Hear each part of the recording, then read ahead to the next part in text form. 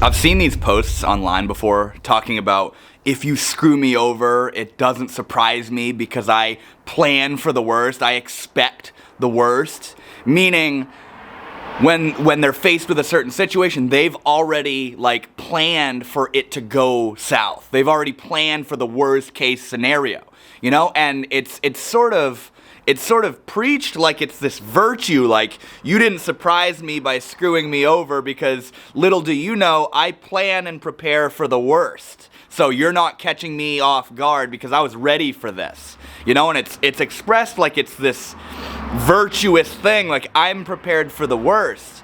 But in reality, what it is it's living in a state of constant anxiety. It's living in a state of constant superstition, where you meet every situation, you meet every single person with anxiety, with paranoia, where you're just waiting for it to go in the direction that you've planned for it, being the negative direction. And I just want to emphasize that this isn't a good quality to have. Now, it's good to consider the worst. Like if you go on a date with somebody, it's good to consider that they might reject you, that they might not want to go on another date. But to plan for it to go that way is not good. You're not saving yourself the heartbreak by preemptively planning for things to be bad. It's not serving you in any way. You think that you're sort of protecting yourself by preparing for it to be bad. You're like bracing for impact. Like when you're like in a car and you're about to run in, rear end, somebody's about to rear end you, and you tighten up. That's what you're doing by preparing for the worst. And yeah, when I've seen these posts, it's expressed and flaunted like it's a good thing. Like you didn't catch me off guard because I was ready for it to go south. My crappy day didn't catch me off guard because I planned for every single day to be crappy. It's not a good thing. Now you can see that it's a natural reflex that is born out of being let down a series of times. Where when we did plan for the best and we got let down, to compensate for that, to sort of protect our hearts, what we did was stop expecting good things, stop planning and preparing and getting excited for good things, and instead primed ourselves with negative expectation so that if the negative happens, at least we can be right. And see, that's the key thing right there, is it's almost like we would rather be right and feel like crap than wrong but have expected good things to happen. We want to, it's almost like fighting fire with fire. We want to meet the potential negative outcome, we want to one-up it. We want to have the upper hand on it and say, I knew this would happen. See, I knew this would happen. Like people that say, I only attract toxic partners. I keep attracting toxic relationships. When a healthy person comes their way, they self-sabotage it and push them out of their life and then find somebody that's toxic, and then that toxic person abuses them again and keeps the chain and the pattern going, and then that person says, see, I only attract toxic partners, without ever batting an eye to the fact that every good person that comes their way, every healthy person that comes their way, they reject, they push away, they sabotage their way right out of it because it goes against the grain of their expectations. Now, it's not good to prepare for the worst. It's not good to, think about a job interview. I was actually just talking with somebody 2 weeks ago about the anxiety, the pent-up fear of a job interview, of not being able to show up to the plate and them not choosing you, or them hiring somebody else in the meantime, or the anxiety of wanting to show up good enough and wanting to be good enough and, oh my God, am I going to get the job? What if they don't like me? What if I say something weird? That energy of preparing for it to not be good doesn't help you. It interferes with you and the employer that much more and makes you not getting that job much more of a possibility. Much more of a reality. Your anxiety and fear and paranoia and superstition about things going bad is what's bad. That's what's going bad. Things could be great. You show up to the job interview with expecting the best. What if this works out? What if I get this job? What if I land this position? What if it goes way better than I could have ever imagined? When you show up primed with that energy, and in a moment I'm going to talk about what it means to prime your energy. When you show up to the job interview primed with that positive expectation, that positive intention, it creates a field of relaxation within you. There's no tension, there's no pressure.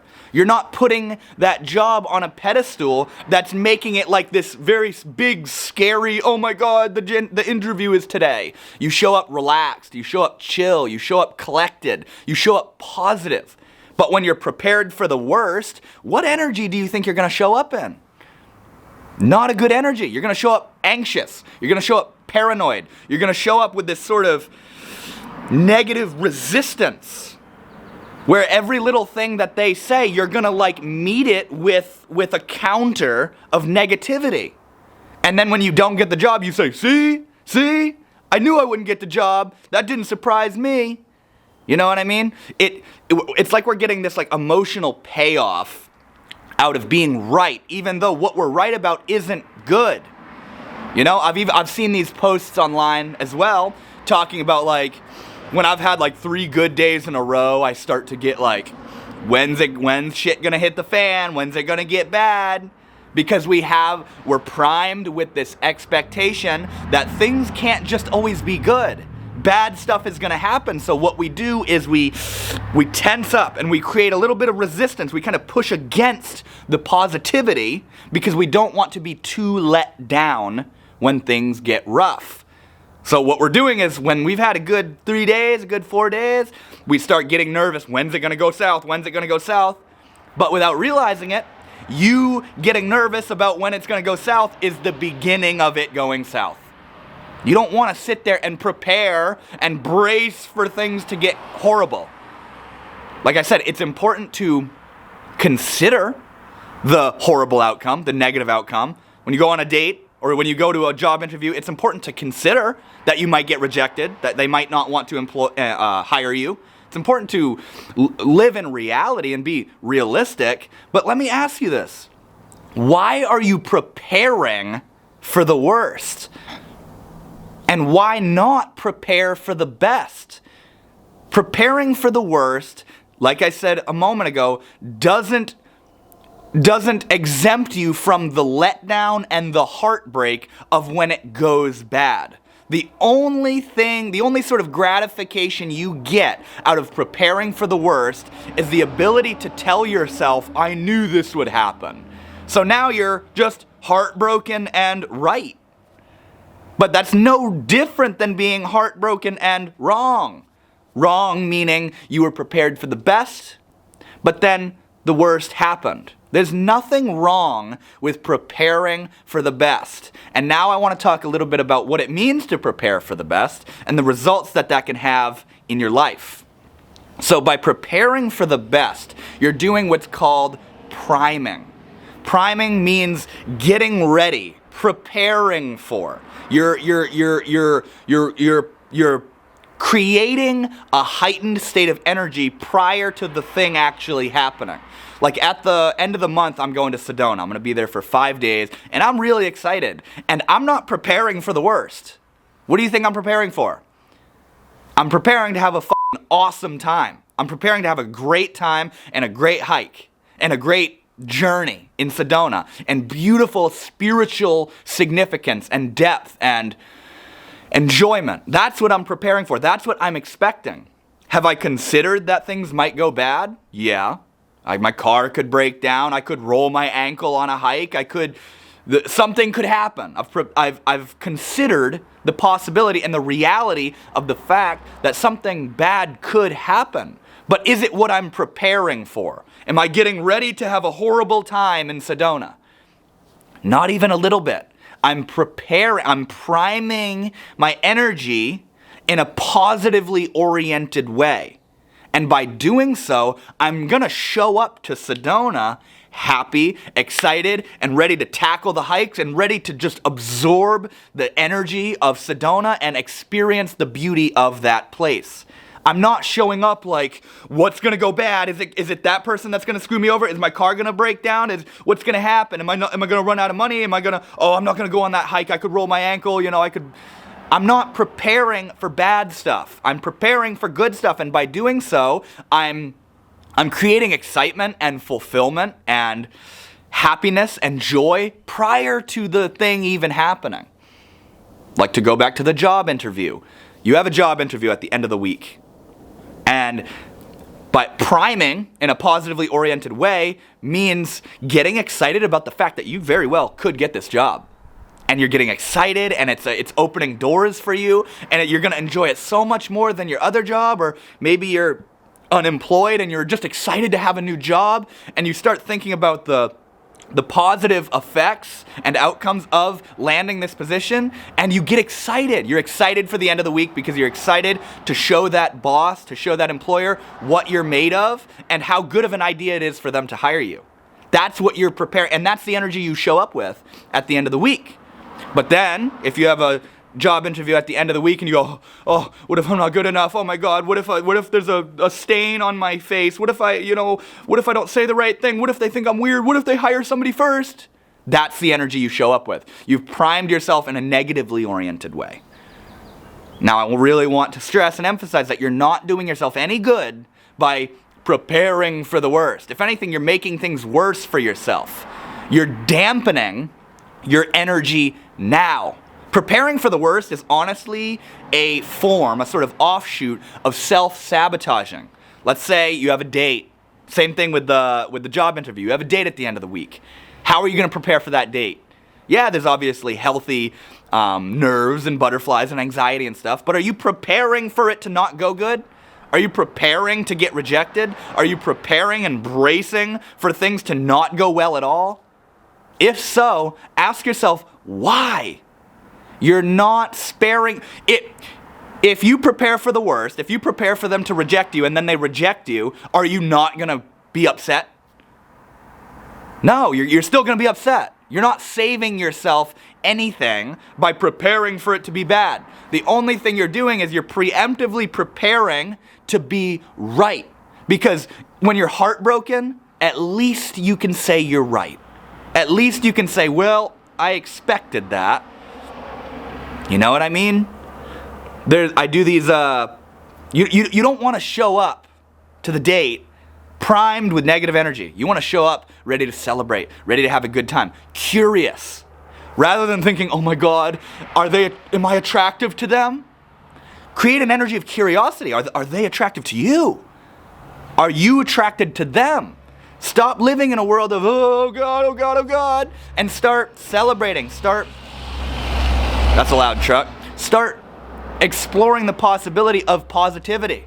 That's a good one-liner. Explore the possibility of positivity.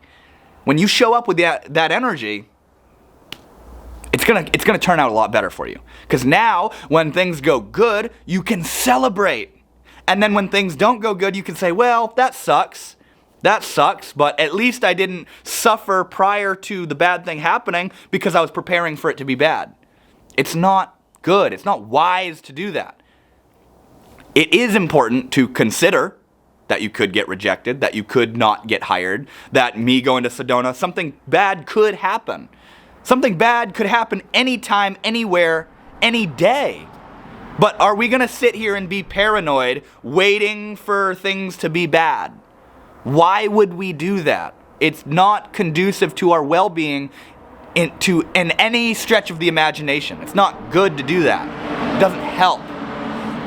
You know, like, I do these pop-up events for work sometimes, and we'll do these raffles where we'll have people fill out these tickets, and we'll put it in a raffle box, and at the end of the week, we'll pull a winner, you know? And there's been multiple people where I'm signing them up for the raffle and they're filling out the ticket, and as I'm telling them, like, yo, sign up for this raffle, they're like, oh, I never win anything. And I just see it as like that's a story you're telling yourself. Because you never win anything, you're not gonna sign up for the raffle. Now you're really not gonna win. Who was it? The basketball player that said you miss 100% of the shots you don't take. Oh, I never win anything, so I'm not going to sign up to potentially win. because I never win anything. If you're so cemented in the belief system that you never win anything, and you keep turning down the opportunities to potentially win something, it's a self-validating reality. Now you're never going to win anything because you're not putting yourself on the line to win anything. And see, we would rather be right and feel like crap than wrong, but potentially be able to celebrate the win. We'd rather live in a reality that's congruent with our belief system than it is to step out of our negative expectations and plan for the best and take a shot and take a risk and put it all on the line. You know what I mean? Reward is often a result of risk, you know? Like to bring up me going to Sedona again, I'm going to be going alone, and I've only traveled alone once, and it was an amazing experience. But it's scary to travel alone. It's scary to be all alone on the other side of the country, nobody you know is there, but there's a huge payoff that comes with that. The risk of traveling alone is compensated by a huge reward of growth and enjoyment and learning about myself more and being more comfortable in my own skin. It's essentially the payment of stepping out of your comfort zone.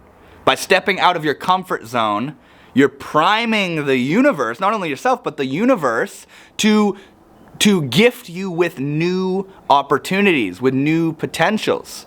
If your comfort zone is preparing for the worst, what you need to do is step out of that and say, what if it goes well? Ask yourself that. What if it all works out in the end?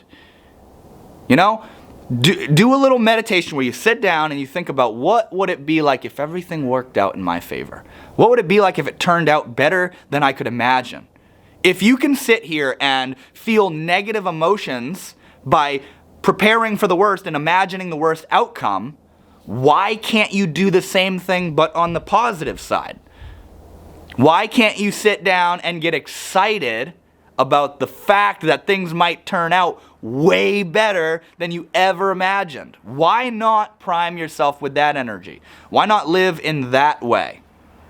So many of us are limiting our lives and sabotaging potentials in our life and not doing certain things, limiting, because of our belief system, because we're afraid to be wrong. We're afraid to prepare for good things. We're afraid to get excited, you know? And that has like early ties. Like imagine like on your birthday, you like asked for this present and you're really excited. What if I got the present? What if I got the present? And then you didn't get it. And then you created this little link that, oh my God, it feels horrible to expect good things and then the bad thing happens. So what I'm gonna do is prepare for the bad thing and prime my energy field where I'm prepared for the bad thing so that when the bad thing happens, I'm not surprised. So now I feel equal to that reality, so it's not much of a shift, it's not much of a change. That's what it is that we don't like that by preparing for the best, there's a huge crash when it doesn't go as planned. So what we do is, well, I might as well resonate on the energy of it going bad so that when it does, or if it does, that's important, if it does go bad, I'm not surprised. I'm already equal to that energy, so there's not a shock factor. But that's not good, because now you're living your life imprisoned by your own fear. You're limiting your life because of your fear. You're living equal to and in harmony with your fear, your paranoia, your limitations, your insecurities, which becomes your comfort zone. And you think you're doing yourself good. You think you're saving yourself and protecting yourself by preparing for the worst, but all you're doing is prolonging the period of suffering. That's all you're doing. You're suffering more than necessary. You're suffering. See, that's something I've realized. That's something I've been thinking about recently is there's a certain amount of suffering in our lives that is necessary and functional. And it makes sense. It's necessary because it's a part of life. Like when a loved one dies, that sucks. It's not fun. It feels like crap. When your pet dies, that sucks. When you get fired, yeah, that can suck. You know, there's a certain level of suffering in life that is functional. It makes sense. It's built into the system, and your job is to allow it to be there. Like when your partner breaks up with you or cheats on you or leaves you, that sucks. And you need to allow that suffering. But there's also, I'd say that suffering, the sort of built-in functional suffering, is probably like 20% of the suffering that we experience.